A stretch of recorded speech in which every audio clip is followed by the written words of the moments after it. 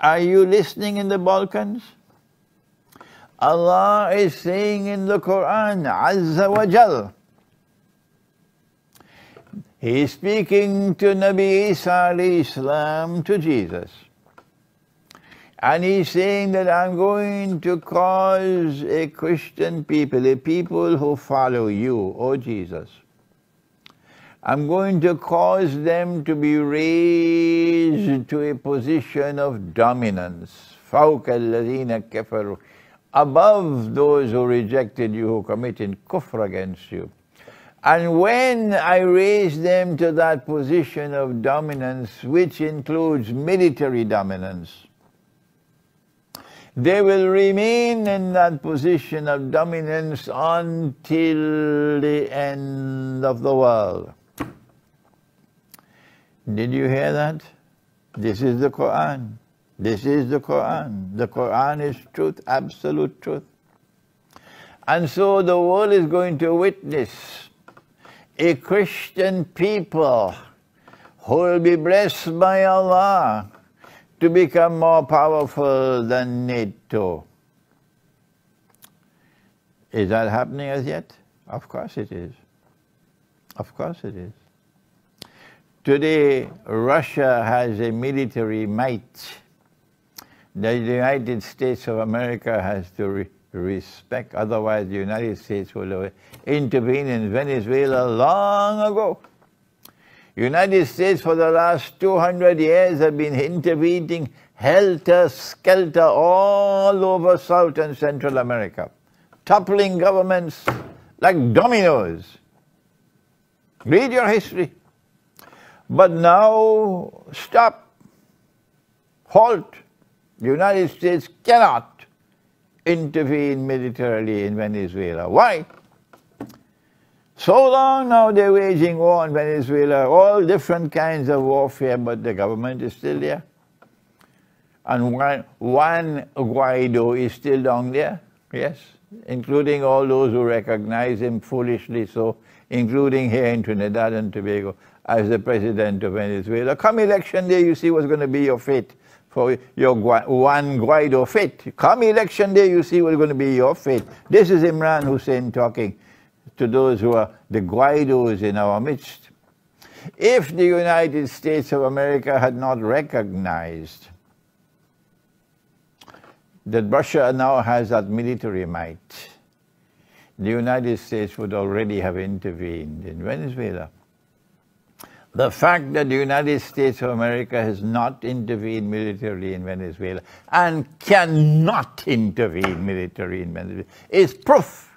It is proof that Russia now has a military power that commands respect. That the United States dares not take on Russia in Venezuela. Here is the proof that an Orthodox Christian people now command such military strength and power. But even the United States has to respect it. So then who are those people who are going to be raised by Allah to a position of dominance over NATO? It can only be Russia.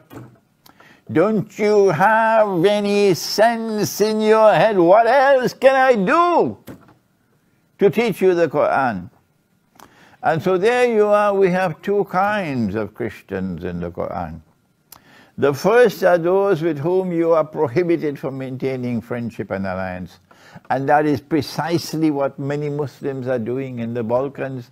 My lecture is meant to wake you up and tell you you're in the wrong direction, you're going to the hellfire. Turn around. Don't be friends and allies with those Christians because Allah prohibits you. Allah prohibits you. If you're a Muslim and if you have love for the Quran and you have love for Nabi Muhammad ﷺ, then bow down and submit to the Quran and stop your friendship with NATO. Stop it. The Quran must prevail. And then the Quran speaks of another kind of Christian. The one whose victory Muslims will celebrate, who is Rome. The one who will be closest in love and affection to Muslims. the one who will be raised by Allah to a position of dominance over NATO, for example.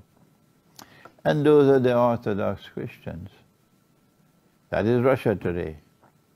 And so we have a duty now to stand side by side, shoulder to shoulder, with our Orthodox Christian brothers in the Balkans.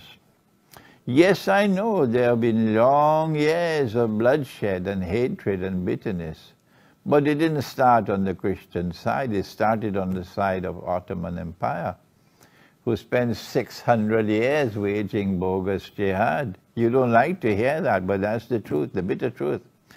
And now today you have to turn around, turn away from that history. And you have to turn to your Orthodox Christian brothers and reciprocate. Look at how this man ends his letter to me. We ask you to intervene because we consider you a just person and a real friend. That's how a prominent Orthodox Christian in Belgrade has written to me. We ask you to intervene because we consider you to be a just person and a real friend. Will you not reciprocate? And so I'm responding to the letter from Belgrade. And I devoted so much time today to the subject, the Christian and the Muslim in Akhir Zaman. I have explained this subject 500,000 times already, and yet they will not listen to me. 500,000 times already I've explained this subject, and yet they will not listen to me. They have ears and they will not hear, they have eyes and they will not see, they have hearts and they will not understand. أُولَئِكَ كَالْأَنْعَامِ, they're just like cattle. بَلْ هُمْ أَضَلُّ, they're worse than cattle. أُولَئِكَ هُمُ الْغَافِلُونَ, these are the ones who are heedless. And those who are heedless, وَلَقَدْ ذَرَأْنَا لِجَهَنَّمَ كَثِيرًا مِنَ الْجِنِّ وَالْإِنسِ, Allah says, they're destined for the hellfire, huge numbers of human beings and jinn. They have eyes and yet cannot see. They have ears and yet cannot hear. They have hearts and yet do not understand. And we pray that these words of mine may reach you wherever you are, in the Balkans in particular, that you may heed the guidance from Allah in the Quran, and you may seize this opportunity to stand side by side, shoulder to shoulder with your Orthodox Christian brothers in resisting the wicked oppression of the government of Montenegro. And may Allah help the oppressed. Allahumma salli ala Sayyidina Muhammad